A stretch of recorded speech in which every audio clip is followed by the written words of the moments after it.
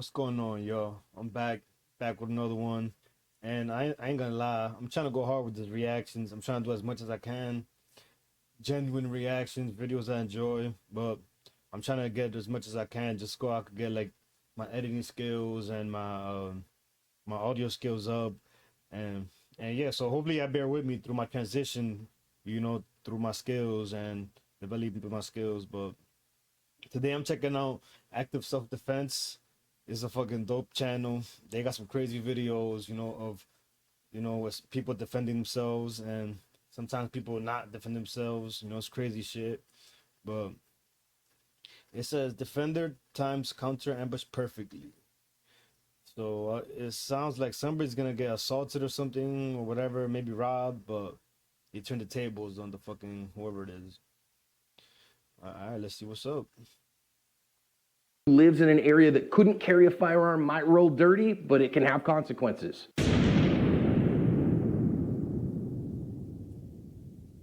Hi everyone, welcome to today's lesson here at Active Self-Protection. I'm your host as always, John Correa. Today's video is a very interesting one. It comes to us from Paraná in Brazil.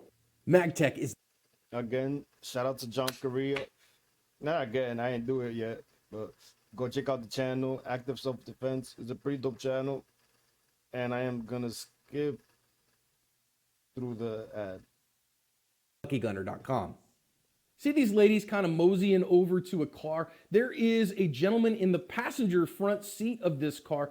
He is apparently, they call him an elderly gentleman in the news stories that I've linked in the description. Now watch from the top left. These two guys come kind of ambling down the road as these ladies are kind of, moseying, getting into the car or whatever. And what we're going to see here pretty quick, as I'm sure you can expect, is that these guys are actually carjackers. So they come up with a couple of firearms and start threatening these folks.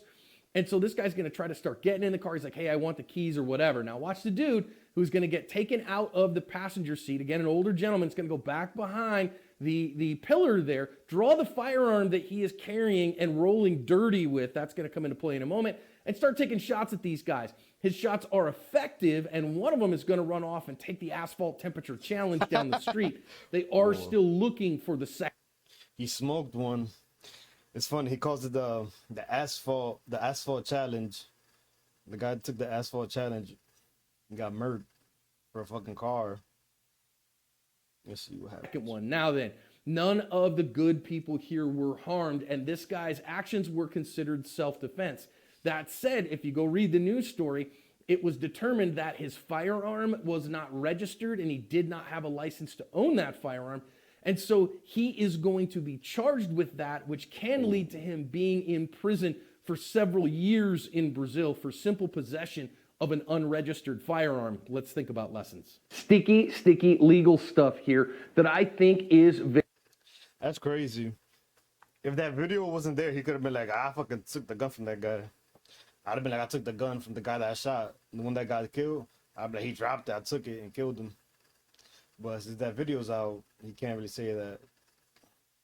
Very important. And interestingly enough here, actually, this one coming out of Brazil is tougher laws than we find out of California, which kind of boggles my mind. Let's think about lessons. This is a transitional space, obviously outside in this area where people come and go. And I want you to be aware. I don't mean that you have to hustle and be scared or anything like that, but just make it a priority not to dawdle. Listen, get in the car, get the doors locked, get the car running, get the heck out of there. And pay attention to your world, not, again, in a paranoid way, but just because you know that danger exists and it can happen to you. Now, we know... She was aware of the chick that opens the door. She been kind of looking at him, but she was not sure what to make. Obviously, right here, the one dude on the right side, he already made a gesture towards like starting the robbery. So you could tell that she kind of like she's about to start moving back and shit. She's already aware. This chick too, she's eyeing these guy right here. Know here, once these guys start coming their way, that bad things are happening. Once they change vectors, you know something is up. And either of these ladies has an opportunity here. And I do think all good, sane, sober, moral, and prudent people should be able to carry firearms and have the best tools for self-defense. And rolling dirty here, I would never recommend that. Certainly wouldn't recommend it in a public venue like this. But I get it. I think it should be legal for good people to do that. And these ladies should be armed as well because they were the best defense in this particular case. Now, instead, I like that they kind of get away. Okay, man, you want the car, that's fine, but I think that she still had the keys in her hand, so he's going to grab the keys from her, all of those things. Now, let's think about our defender here. I love that he got out of the car. Okay, fine, this guy's got the drop on me, great. And then look at what he does. He goes and gets himself to a place that he can safely draw his firearm. Now, that said, notice he's facing away from them as he's walking away. This is the kind of, for instance, where if you're carrying in front of the hips, what we normally call appendix carry, this actually provides you a benefit in concealment. If instead you're facing the bad guys, then that behind the hip carry can do that as well, or blade away from him or whatever. So each one kind of has its advantages. In this particular case, having that gun carried up front means you can draw it without them being able to see you drawing it. And then he turns around and is going to get his gun in this fight. And he's going to get hits on these guys. Now, I know some folks are going to ask, well, wait a minute, is that okay? Yeah, the answer to that is this is absolutely morally, it's perfectly okay. Legally, at least in the United States, perfectly okay as well. In Brazil, even in the news stories, they said this was justifiable self-defense from that action. So recognize, okay, fine. Yes, that is justified action. They're in the middle of a violent felony here, which is a carjacking, again, at gunpoint. So that said, now let's talk about the marksmanship issues here. You need to be first. You know these guys are armed. They mean you deadly harm. So you need to be able to not just shoot, but to actually hit and hit things at some distances that we are going to see here. So your marksmanship skills got to be built, guys, and they can't just be built on YouTube. You got to actually get to class, get to the range, actually do some training and manage your skills and watch it on the timer and with accuracy so that you know that you can make these hits. Now, I said earlier that, again, you got to be able to hit at some distance. Let's look at where our defender is here and look at where the attackers are. Now, I still think this is all one motion here. I don't think they're out of the fight yet. So I'm totally okay with him continuing to shoot in this particular instance. But notice that the closest of them is about a car length and a half away. So our closest guy here is about 10 yards. The other guy's all the way across the street. So somewhere 15 to 20 yards. So when people say, well, if I shoot somebody beyond 7 yards, I'm going to jail. That's myth. And I think having some skills beyond that is important. Also, I think having the highest capacity firearm that you can have is important because, again, you got multiple attackers here and people can take a lot of shooting.